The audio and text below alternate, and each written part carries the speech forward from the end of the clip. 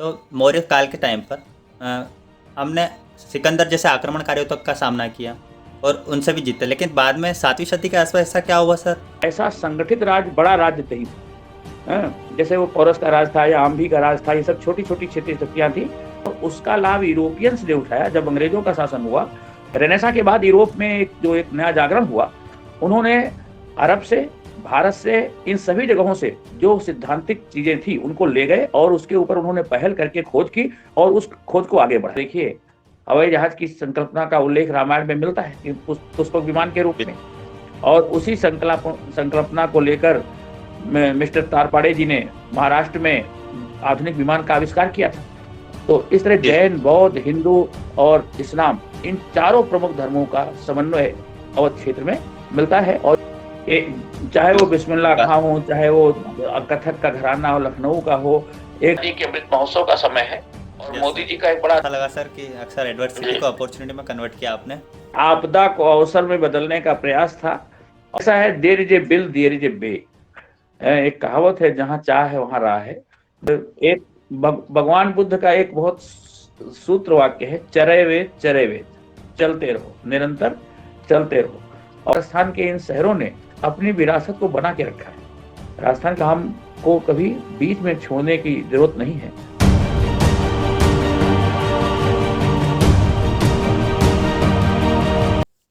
Hello दोस्तों, स्वागत है आपका द हिस्ट्री शो के एक और खास एपिसोड में।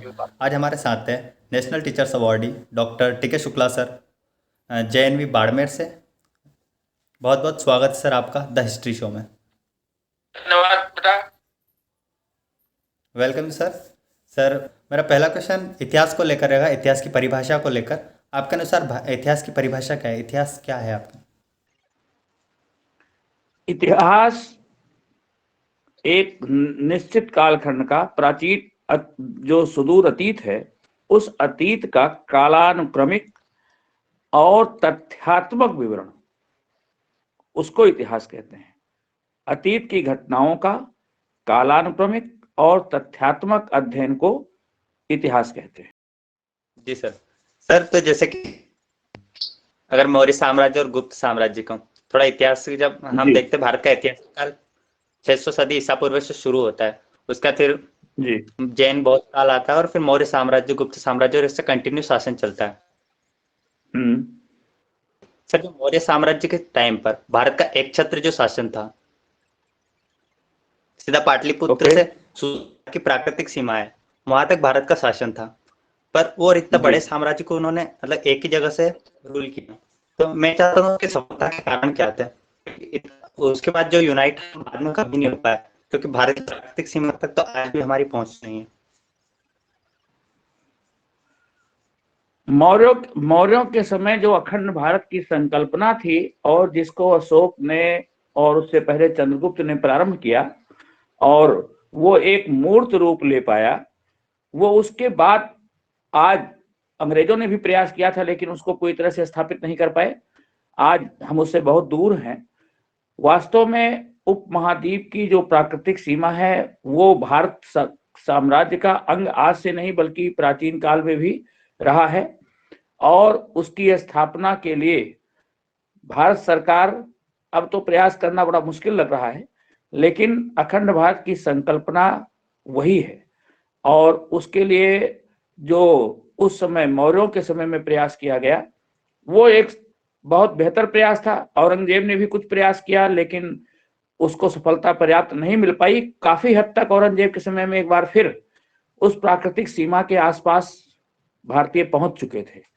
ओके, रही बात उस कालखंड की कि मौर्यों के समय में वो हो गया था, उसका शासन कैसे चलता था। तो मौर्यों के समय जो चाणक्य की पुस्तक है, कौटिल्य ने अर्थशास्त्र लिखा है, उसमें मौर्य एडमिनिस्ट्रेशन के बारे में उन्होंने लिखा है कि पूरा साम्राज्य 5 राज्यों में बटा हुआ था और जो उत्तरापथ था, उस उत्तरापथ का जो केंद्र था तक्षशिला कंट्रोल किया जाता था।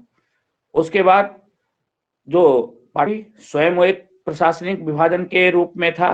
राज्य की, देश की राजधानी और राज्य की राजधानी भी पाटलिपुत्र थी, जिससे कि बिहार और उसके आसपास का होता था। इसी तरह मध्य भारत के लिए अवंती, दक्षिण में जो जिसको आज हम मैसूर कहते हैं उससे कंट्रोल होता था। तो 4 राज्य थे और 5वां जब उसने कलिंग तोसाली एक नया संभाग बनाया तो इन 5 क्षेत्रीय केंद्रों से उसने पूरे अखंड भारत के प्रशासन को स्थापित करने का काम किया। ओके, अंग्रेजों ने भी वैसा प्रयास किया था लेकिन वो पूरी तरह से सफल नहीं हो पाए। उस समय की कंडीशंस भी कुछ अलग थी और अब तो आज के समय में कल्पना करना बड़ा मुश्किल है। जी सर, सही कहा आपने कि अंग्रेजों ने भी इसकी कोशिश की पर वो भी इसको नहीं पूरा कर पाए। और मैं ये इस चीज़ में जानना चाह रहा था, जैसे अगर हम देखें तो ये विकेंद्रीकरण के जो बीज हैं, ये हम मेरे को लगता है शायद गुप्त काल के बाद से हमको देखने को मिलते हैं। सही है सर? विकेंद्रीकरण की शुरुआत तो मौर्यों के बाद ही हो गई थी। मौर्यों के बाद ही प्रशासनिक जो एक विभाजन है चालू हो गया था। गुप्त काल एक ऐसा समय है जब उसने फिर से उस अखंड भारत को संगठित करके एक बृहद भारत के निर्माण के लिए उसने प्रयास किया। खास करके जब समुद्रगुप्त का समय हम देखते हैं तो समुद्रगुप्त ने उत्तर भारत के क्षेत्र और 8 राज्यों को 12 8वीं राज्यों को 8 उत्तर भारत के राज्यों को उसने फिर से संगठित किया। तो विखंडन की शुरुआत उत्तर मौर्य में चालू हो चुकी थी और उसके बाद गुप्त ने उसको फिर रिस्टोर करने का प्रयास किया और गुप्त वंश के बाद जो इस अखंड भारत की संकल्पना को पूरा कर पाता। फिर क्षेत्रीय शक्तियां हावी होती गई, दूसरी और ताकतें थी, उन्होंने अपने अपने क्षेत्रीय राज्य स्थापित कर लिए और ये प्रशासनिक जो विखंडन का क्रम कभी संगठित क्षेत्र रहा कुछ और कभी फिर विखंडित हुआ, ये राजाओं के ऊपर डिपेंड करता था, किसी एक वंश के ऊपर नहीं निर्भर रह गया। जो योग्य होता था वो सुदूर क्षेत्र को संगठित करके अपने नियंत्रण में ला देता था, क्योंकि उस समय की चुनौतियां भी अलग थी, यातायात व्यवस्था, कम्युनिकेशन ये था नहीं, और इस वजह से जो सुदूरवर्ती क्षेत्र थे वो कई बार स्वतंत्र होने की कोशिश करते थे। जी सर। सर जैसे कि अगर देखें तो आपने बताया कि जैसे उत्तर मौर्य काल के बाद से ही विकेंद्रीकरण के बीज हमको देखने को मिल जाते हैं और उस समय पे एक छत्र शासन था, उसकी सफलता के कारण आपने बताया। बाद में सर मैं मतलब उसके पहले अगर हम देखें तो मौर्य काल के टाइम पर हमने सिकंदर जैसे आक्रमणकारियों तक का सामना किया और उनसे भी जीते, लेकिन बाद में 7वीं सदी के आसपास ऐसा क्या हुआ सर कि हम जो आक्रमणकारी थे, मध्यकाल के जो आक्रमणकारी थे, उनका सामना नहीं कर पाए। उसका क्या मतलब मध्यकाल के जो आक्रमणकारी थे उनकी सफलता के क्या कारण रहे थे? देखिए, पश्चिम की ओर से होने वाला आक्रमण जो यवनों का था वो मोहम्मद बिन कासिम का है, जो 8वीं शताब्दी में 712 में हुआ पश्चिम की ओर से। तो उस समय भारत के राज्यों का पराजय, क्षेत्रीय शक्तियां, राज्य छोटे छोटे थे और खास करके जो हमारा पश्चिमी क्षेत्र था उसी ओर से आक्रमण के ज्यादा चांस थे और तरफ कोई ऐसा संगठित राज्य, बड़ा राज्य नहीं था। जैसे वो पौरस का राज था या आम्भी का राज था, ये सब छोटी छोटी क्षेत्रीय शक्तियां थी जो उसका मुकाबला नहीं कर पाई। और अगर ये संगठित होते तो ऐसा नहीं था कि मोहम्मद बिन कासिम को हराया नहीं जा। क्षेत्रीय राज्य आप देखिए, गौरी के समय में आक्रमण किया गया गुजरात की तरफ से, तो राजा मूलराज सेकंड ने उसको पराजित किया। गुजरात का क्षेत्रीय राज्य था लेकिन उसने तो अगर ये आम्भी और पौरस जैसे रोज राज्य संगठित होते पंजाब के तो ये उस समय भी मोहम्मद बिन कासिम को पराजित कर देते, इतिहास को दूसरा होता। तो क्षेत्रीय राजाओं का आपस में संगठित न होना, उनमें आपसी फूट, हाँ, जो आपसी एकता का अभाव, क्षेत्रीय राजाओं में आपसी एकता का अभाव, किसी विदेशी शक्ति का वो संगठित ना हो पाए, चाहे वो आम्भी और पौरस के बीच की एकता की बात या पंजाब के और अन्य छोटे छोटे क्षेत्रीय शक्तियों का विदेशी सत्ता के सामने टिक नहीं पाए। और सर अक्सर हमारे प्राचीन ज्ञान विज्ञान की बात होती है, हम मतलब हर बार जानते हैं कि हमारे जो पुराण वगैरह थे, उपनिषद वगैरह थे, इनमें बहुत सारी ऐसी बातें जो मतलब आज से 2000 साल पहले ही बता चुके वो, और वो आज भी प्रूवन है। पर क्या होता है कि सर, इसमें यूरोपीय देशों में तो सर 15वीं शताब्दी में ये पुनर्जागरण का टाइम आया और हमको 2000 साल पहले से पता थी। लेकिन फिर भी 19वीं सदी तक आते आते ये तो यूरोपीय देश तो हमसे इतना आगे निकल गए, पर भारत का जो ज्ञान विज्ञान था हम उसको आगे क्यों नहीं बढ़ा पाए?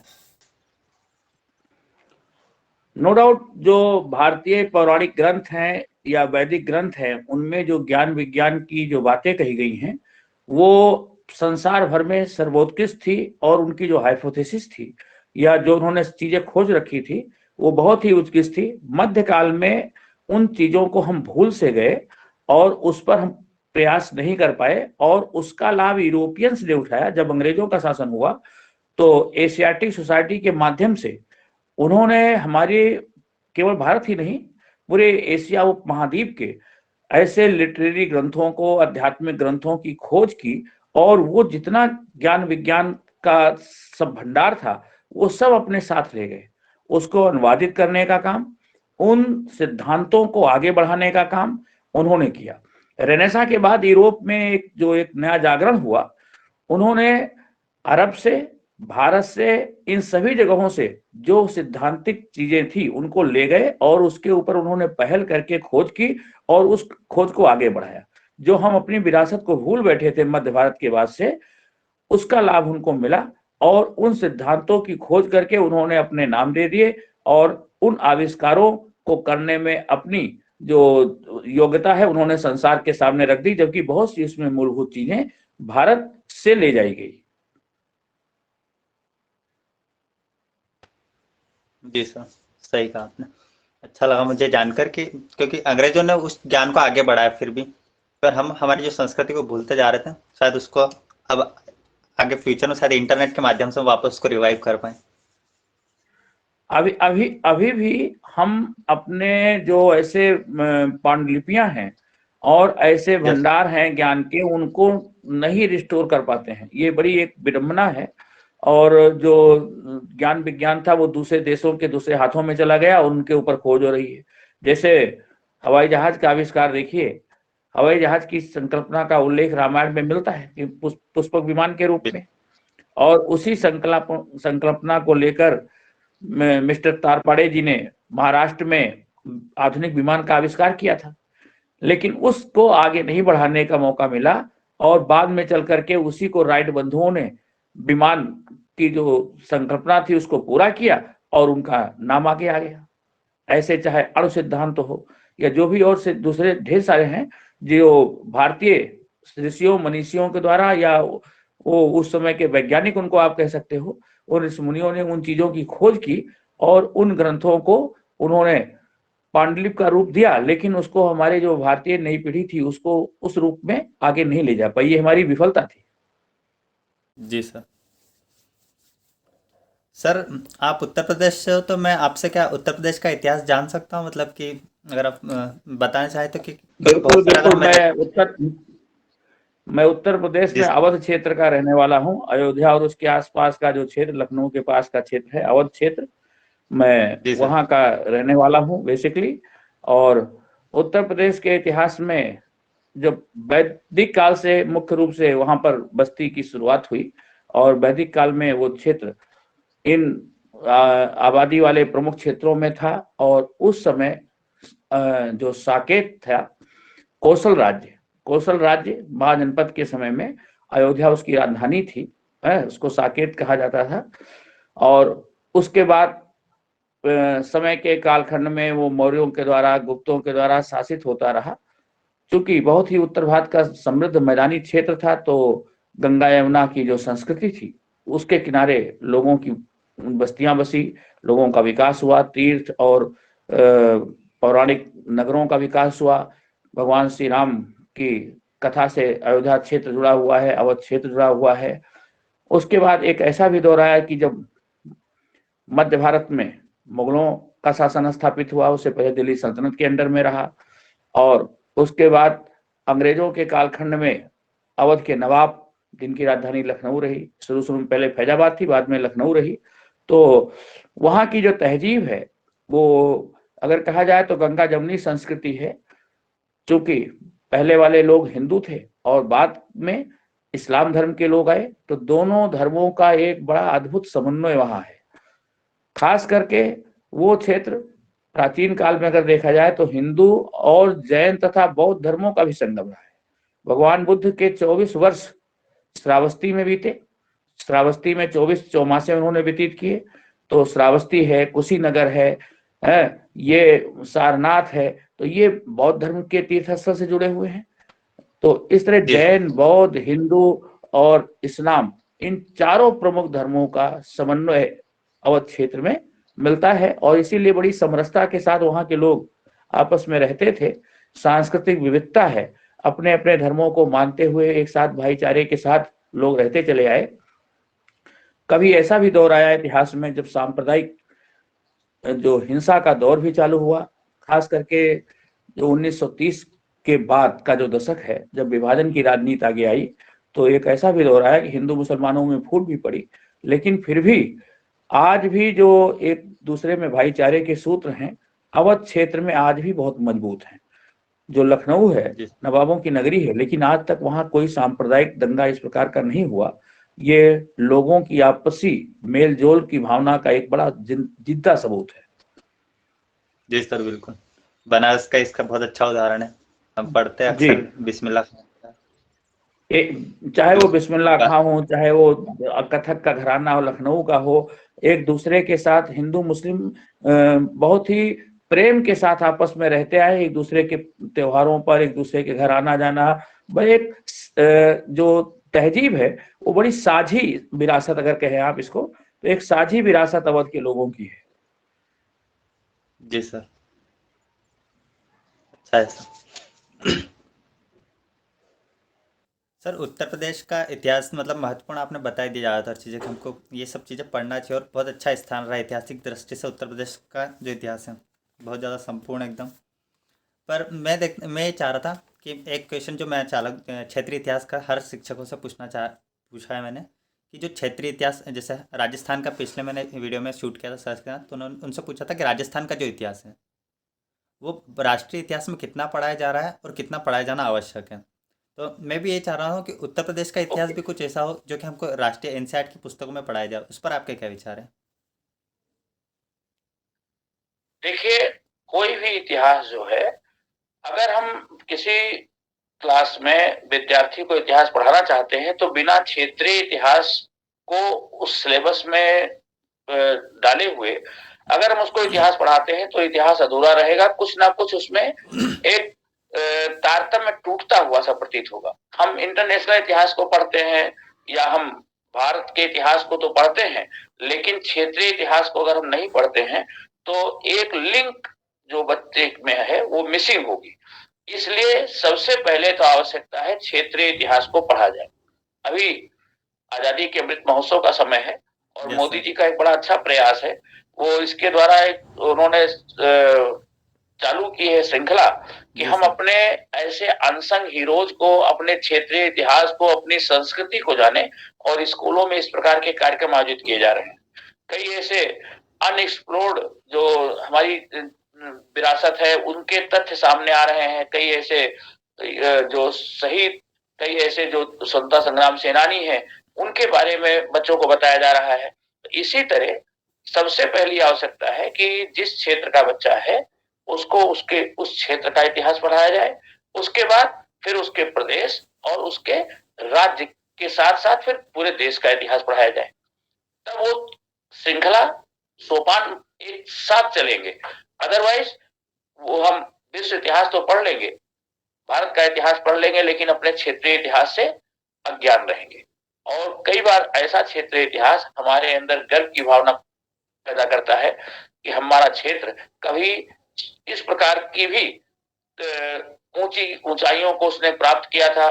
उस क्षेत्र में ऐसे वीर योद्धा थे जिनकी विरासत, जिनकी संस्कृति पर हम गर्व कर सकते हैं।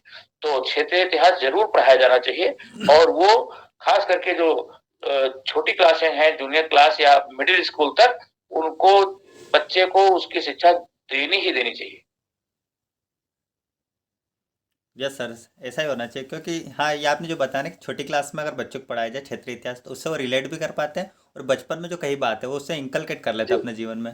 तो बहुत अच्छा रहेगा कि अगर क्षेत्रीय इतिहास से शुरुआत की जाए तो सर, जैसे इतिहास की बात कर ली, मैं थोड़ा आपसे आपकी जर्नी के बारे में पूछना चाहूँगा कि आप जैसे 2020 में शायद कोविड काल में आपने यूट्यूब की शुरुआत की। बहुत अच्छा लगा सर कि अक्सर एडवर्सिटी को अपॉर्चुनिटी में कन्वर्ट किया आपने। जब बच्चे इतनी सारी प्रॉब्लम फेस हाँ, कर रहे थे तो उनको एक प्लेटफॉर्म मिल गया। ये आपदा को अवसर में बदलने का प्रयास था, और वो एक व्यवसायिक मजबूरी भी कहिए तो हो सकता है, क्योंकि जैसा कि मैं नवोदय विद्यालय में हूँ और कोविड के दौरान चूंकि ऑनलाइन क्लासेस शुरुआत हुई, विद्यार्थी घर में थे, समय बीतता जा रहा था और लॉकडाउन खत्म नहीं हो रहा था, तो पहले तो प्रयास किया गया कि बच्चों से ऑनलाइन क्लास से जुड़ा जाए। लेकिन जिस बाड़मेर में हूँ और यहाँ पर बच्चे गांव धांधियों के हैं, जहाँ नेटवर्क नहीं मिलता है, कई बार वो क्लास में जुड़ नहीं पाते थे, तो इसलिए हमने सोचा कि यूट्यूब चैनल के माध्यम से अपने वीडियोज को शूट करें, और अगर वो यूट्यूब पर पड़े रहेंगे तो बच्चा उनको जब उसके पास नेटवर्क की सुविधा हो तब उसे एक्सेस कर सकता है, देख सकता है, समझ सकता है। और फिर वो केवल हमारे स्कूल के बच्चे, हमारी क्लास के बच्चे ही नहीं, सभी लोग यूट्यूब पर एक्सेस कर सकते हैं, उसको देख सकते हैं। और आज का युग चूंकि कंप्यूटर प्रधान युग है, तो नेट पर पड़ी हुई चीजें इजी टू एक्सेस हैं सभी लोगों के लिए। तो आज जो एक सार्वभौमिक बात कही जाए कि यूनिवर्सल चीजें हो रही हैं, तो आप किस देश के किसी कोने में बैठे हुए अपनी बात को लोगों तक पहुंचा सकते हैं और लोग आपसे बेनिफिटेड हो सकते हैं। तो यूट्यूब का मैंने सहारा लिया और इसमें बहुत बड़ा श्रेय योगदान है यूट्यूब का, जिसने लोगों तक पहुंचाया। और मुझे एक प्राउड फील होता है कि बहुत से बच्चों ने उसका लाभ भी उठाया है। बहुत से बच्चों के अच्छे अच्छे कमेंट आते हैं या जो उससे बेनिफिटेड होते हैं, उनके ऐसे कमेंट देख करके मुझे एक गर्वानुभूत होती है कि चलिए हमारा प्रयास कुछ हद तक सार्थक है।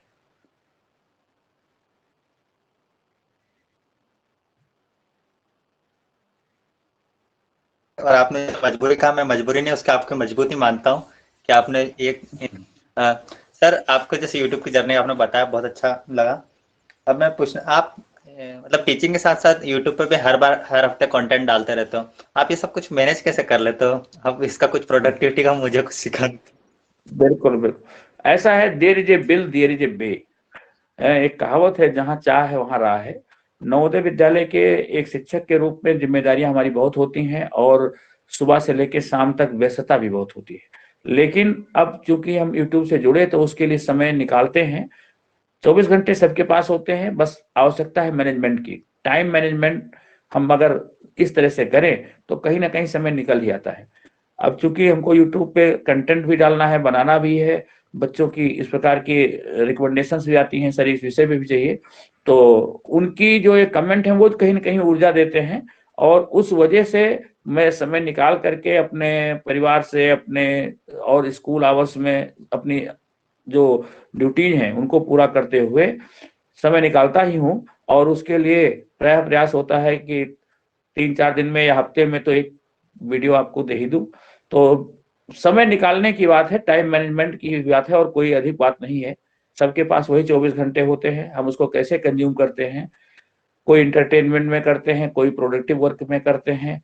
तो आप ये समझिए कि उसको मैं किसी प्रकार से इस विधा के लिए इस्तेमाल करने का प्रयास करता हूं। और यही कारण है कि यूट्यूब के लिए हर हफ्ते कंटेंट बन ही जाता है। यस सर, देखा मैं, अच्छा लगा मुझे। और आपने टाइम मैनेजमेंट शायद एक वीडियो बनाया था टाइम मैनेजमेंट के ऊपर भी, वो देखा मैंने, उसमें आपने बताया कि टाइम मैनेजमेंट आपने एक वीडियो में एक्सपीरियंस शेयर किया, वो मैं चाहूँगा कि सभी व्यूअर्स देखें उसको। और सर, आपने शायद एक साइड में व्लॉग चैनल भी चालू किया है जहाँ पे आप कुछ हिस्टोरिकल पहले से आपके मोनूमेंट वगैरह कहीं जाते हैं, मंदिर वगैरह में, तो आप उसका रिव्यू करते रहते हैं। सर, तो मैं जानना चाह रहा हूँ कि आपका फेवरेट टूरिस्ट डेस्टिनेशन कौन सा है देखिए, हिस्टोरिकल? एक भगवान बुद्ध का एक बहुत सूत्र वाक्य है, चरे वेद चरे वेद, चलते रहो, निरंतर चलते रहो। और जी। वास्तव में इस संसार में घूमने से अच्छा आनंद और तो कोई है नहीं। तो इतिहास के विद्यार्थी के साथ साथ मेरी रुचि बहुत ज्यादा पर्यटन करने में है, और जब भी समय मिलता है तो मैं अपने आसपास के ऐसे ऐतिहासिक स्थानों को स्वयं भी देखता हूँ, अपने बच्चों को भी एक्सकर्शन टूर पे ले जाता हूँ। तो यूट्यूब का जो हिस्ट्री विद डॉक्टर टी के शुक्ला चैनल है, इसके साथ साथ हमारा एक विरासत इंडिया भी चैनल है। और उसमें खास करके मैं इसके बारे में वीडियो बना करके डालता हूं, और कभी इसी पर्यटन स्थल पे गया तो उसका ब्लॉग भी बना के डालता हूं। कुछ ऐसे ऐतिहासिक फैक्ट्स हैं, उनके ऊपर भी वीडियो बना करके देने की कोशिश होती है, और ऐसे अननोन प्लेसेस जो जिसके बारे में ज्यादा लोग नहीं जानते हैं, उसको भी लोगों तक पहुंचाने का प्रयास रहता है। लोग आज के जमाने में नहीं जा सकते तो कम से कम उसको देख करके उसके बारे में जान सकते हैं। हो सकता है उनकी जिज्ञासा उस क्षेत्र में बढ़े और वो स्थान कहीं ना कहीं पर्यटन के मानचित्र पर अपना स्थान बना सके। तो ये मेरा प्रयास रहता है कि लोगों तक सही जानकारी पहुंचाई जाए। कई चैनल, आपने हमारा विरासत इंडिया चैनल देखा हो तो उसमें बाड़मेर जो सुदूर अंचल का क्षेत्र है उत्तर पश्चिमी भारत का, वहां पर एक बहुत ही हॉन्टेड विलेज के रूप में इस्तेमाल किया जाता है कुलधरा को। मैं कुलधरा और जैसलमेर की यात्रा पर गया तो उसका ब्लॉग बना के डाला कि कुलधरा का वास्तविक सत्य क्या है। उसको मैं उन अंधविश्वासों से दूर भी करने के लोगों का प्रयास करता हूं कि कुछ चीजें जो अंधविश्वास से जुड़ी हैं कि वहां ऐसी कोई बुरी शक्तियां हैं या कुछ ऐसा है, तो ऐसा नहीं है। उसके ऐतिहासिक अध्ययन के साथ साथ लोगों को वास्तविक तथ्य से परिचित कराने का भी प्रयास रहता है। अच्छा है सर, लोगों को मतलब रियलिटी मालूम पड़े वो।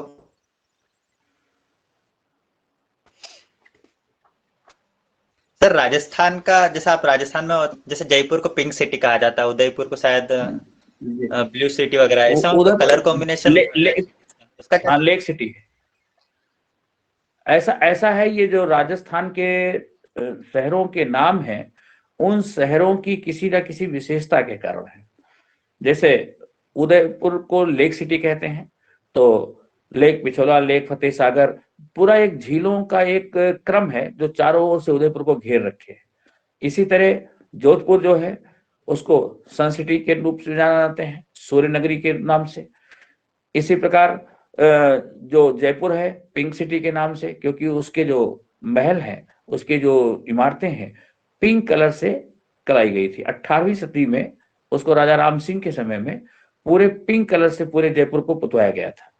ठीक है, तो इस तरह से हर सिटी की एक पहचान है। बूंदी है, बूंदी ब्लू सिटी के रूप में जाना जाता है। वहां के घर मकान सभी सफेद रंग में नील डाल करके उस रंग से पुते हुए दिखाई पड़ते हैं। तो पूरा एक पैटर्न है उस जिले का। तो इसी प्रकार हर जिले की पहचान उसके किसी ना किसी सांस्कृतिक मूल्यों के साथ जुड़ी हुई है। और बड़ी अच्छी बात है कि राजस्थान के इन शहरों ने अपनी विरासत को बना के रखा है। राजस्थान की जो संस्कृति है, मैं देखता हूँ बहुत ज्यादा सुरक्षित है दूसरे राज्यों की तुलना में। जी सर। अभी तक सर ज़्यादातर बच्चों को, अभी तक सर सबको बस क्या ऐसा लगता था कि पिंक सिटी के बारे में पता है, पर अब शायद सबको पता चलेगा कि वहाँ की हर एक सिटी का कुछ स्पेसिफिक कलर कॉम्बिनेशन के हिसाब से या फिर उनकी विरासत के अकॉर्डिंग उनके हर एक सिटी का। नामकरण है। जी। अ, सर मैं आपको मतलब आपका बहुत ज़्यादा लंबा एक्सपीरियंस है, आप 1991 से एनवीएस से जुड़ चुके थे, तो आपने बहुत सारे नवोदय विद्यालयों में पढ़ा है, तो आपका अलग अलग एक्सपीरियंस रहा। मैं आपसे कल टॉप 3 लर्निंग्स आपसे जानना चाहूँगा कि आप क्या बताना चाहेंगे जिसको हम हमारे जीवन में अप्लाई कर सके सभी स्टूडेंट्स। ओके, जो एक शिक्षक के रूप में मैंने अनुभव किया कि हर व्यक्ति को अपने जो निजी जीवन है उसके लिए भी जिस काम में आए हो उस काम को एंजॉय करो। जो काम आपको मिला है वो कहीं ना कहीं ईश्वर की मर्जी है, और आपको ईश्वर ने उस काम के लिए अवसर दिया है, तो उस काम को फुल डिवोशन के साथ, डिवोशन डेडिकेशन के साथ आप उस काम को करिए। आप काम को कभी बोझ मत मानिए, उसको आनंद के साथ करेंगे तो उसमें नए इनोवेशंस भी करेंगे और काम में रुचि भी आपको आएगी। रुचि अच्छी आएगी तो उसका आउटपुट भी अच्छा होगा। हम विद्यार्थी जीवन में हैं तो अच्छे से पढ़ाई करें। हम एक शिक्षक के रूप में हैं या किसी सर्विस में हैं तो अपने काम को 100% दे करके पूरे डिवोशन के साथ करें, फुल कमिटमेंट के साथ करें, पूरी ईमानदारी के साथ करें। उसमें आत्मसंतोष भी होगा और कार्य का आउटपुट भी दिखेगा। तो फुल डेडिकेशन और डिवोशन, ये दो सूत्र वाक्य हैं जिसको कि मैं अपने जीवन में हमेशा उतारने का प्रयास करता हूं। यस सर, डिवोशन और डेडिकेशन बहुत अच्छा पॉइंट है। सर एक चीज़ और मैं जानना चाह रहा था,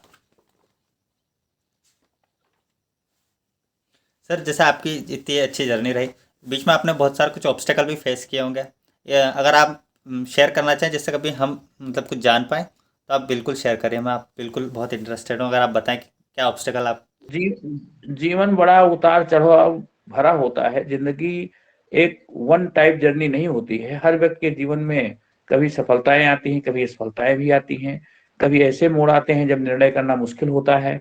तो 1991 में मैंने नवोदय विद्यालय ज्वाइन किया, और ज्वाइन करने के बाद एक ऐसा अवसर आया, हमारी पोस्टिंग थी टिहरी गढ़वाल।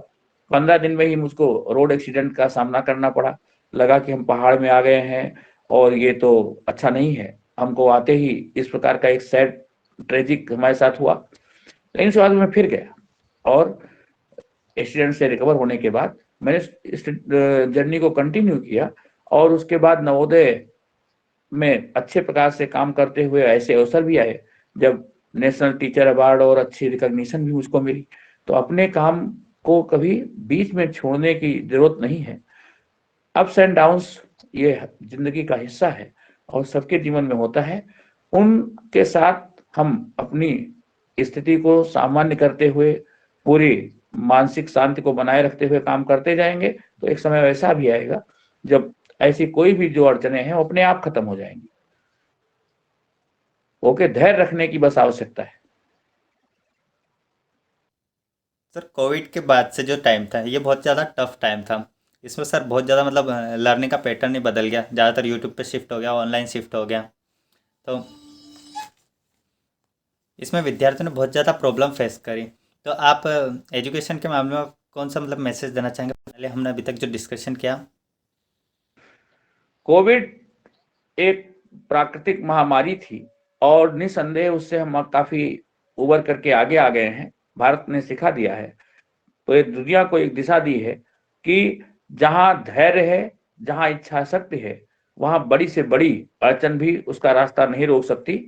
और जिस समय कोविड की बीमारी पूरे देश और पूरे संसार को एक भयावह दिखाई पड़ रही थी, उस समय हमारी सरकार ने बहुत ही साहस के साथ, बहुत ही लीडरशिप के साथ पूरे देश का टीकाकरण किया। और ये देश के प्रशासन की इच्छा शक्ति को दर्शाती है, और हमारे नागरिकों की उस मंशा दर्शाती है, ये तैयार हैं। दुनिया के जो विकसित देश थे उन देशों से हमारे यहाँ जो मृत्यु दर थी वो ये देश से आगे बढ़े, स्वस्थ रहें, प्रसन्न रहें, और जो दिशा निर्देश हैं उन दिशा निर्देशों का भलीभांति पालन करें, तो ऐसी बीमारियां हमारा बहुत ज्यादा नुकसान नहीं कर सकती। आवश्यकता है सचेत रहने की, सतर्क रहने की, और दिशा निर्देशों की पालना की।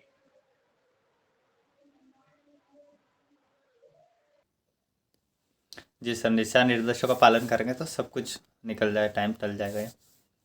बहुत अच्छा लगा सर आपसे जानकर, मुझे ये सारे सवाल बहुत ज़्यादा क्यूरियस थे। धन्यवाद। सर आपका बहुत बहुत धन्यवाद इस शो पे आने के लिए। आपने टाइम निकाला, और बहुत ज़्यादा, क्योंकि टाइम बहुत ज़्यादा बिजी शेड्यूल चल रहा था और नेटवर्क इशू रहता है। आप